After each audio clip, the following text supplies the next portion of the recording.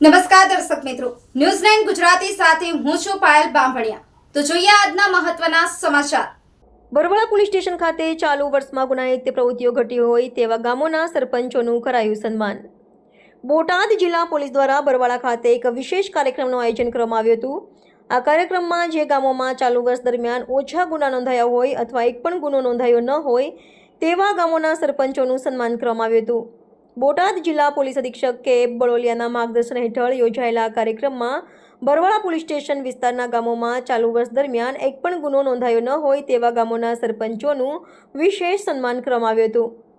આ ઉપરાંત ગામોમાં ઓછા ગુનાઓ નોંધાયેલા હોય તેવા ગામોના સરપંચોને પણ સન્માનિત કરવામાં આવ્યા હતા। કાર્યક્રમમાં બરવાળા પોલીસ સ્ટેશનના PI NV Vasava, PSI VR Rao, PSI SG Sarvaiya સહિતના બરવાળા પોલીસ સ્ટેશનના સ્ટાફ દ્વારા સરપંચો સાથે સંવાદ કર્યો હતો। ત્યારબાદ સરપંચોને પુષ્પગુચ્છ આપીને સન્માનિત કરવામાં આવ્યા હતા। તો આ તકે સન્માનિત થયેલા સરપંચોએ પોલીસનો આભાર માન્યો હતો। બોટાદ જિલ્લા પોલીસ દર વર્ષે વર્ષના અંતે ગુનાઓની સંખ્યાના આધારે ઓછા ગુનાવાળા ગામોના સરપંચો સાથે સંવાદ કરે છે અને તેમનું સન્માન કરે છે।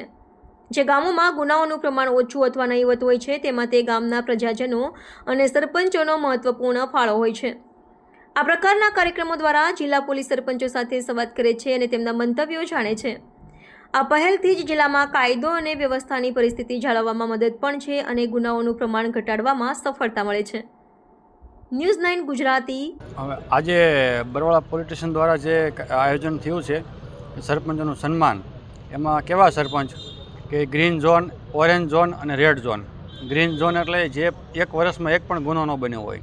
પછી ઓરેન્જ ઝોન એમાં એવું છે કે જે 4 થી 5 ગુના બનેલા હોય અને રેડ ઝોનમાં જે 10 થી વધારે ગુના બનેલા હોય એવા સરપંચોને પીએસઆઈ બરવાળા દ્વારા એક આયોજન કરેલું। અમારા બધા સરપંચોનું સન્માન કર્યું છે। એ બદલ બરવાળા પોલીસ સ્ટેશનનો આભાર માનું છું। અને જે રેડ ઝોનમાંથી અમારા જે વિસ્તાર છે ગામડા એ બહાર આવી અને ગ્રીન ઝોનમાં આવે, જેથી ગુના ઓછા બને। અને બરવાળા પોલીસ સ્ટેશન દ્વારા અમને એક જાણ કરવામાં આવી કે જે બહારથી જે મજૂર આવે છે, જે બહારથી મજૂર એ લોકોનું થોડુંક લિસ્ટ રાખવું, આધાર કાર્ડ લેવા, તમામ ડિટેલ રાખવી, જેથી કોઈ ગુનો બને તો તાત્કાલિક અમે પકડી શકીએ। અને અમારું બધાનું સન્માન કર્યું એ બદલ અમે બરવાળા પોલીસ સ્ટેશનનો ખૂબ ખૂબ આભાર માનીએ છીએ।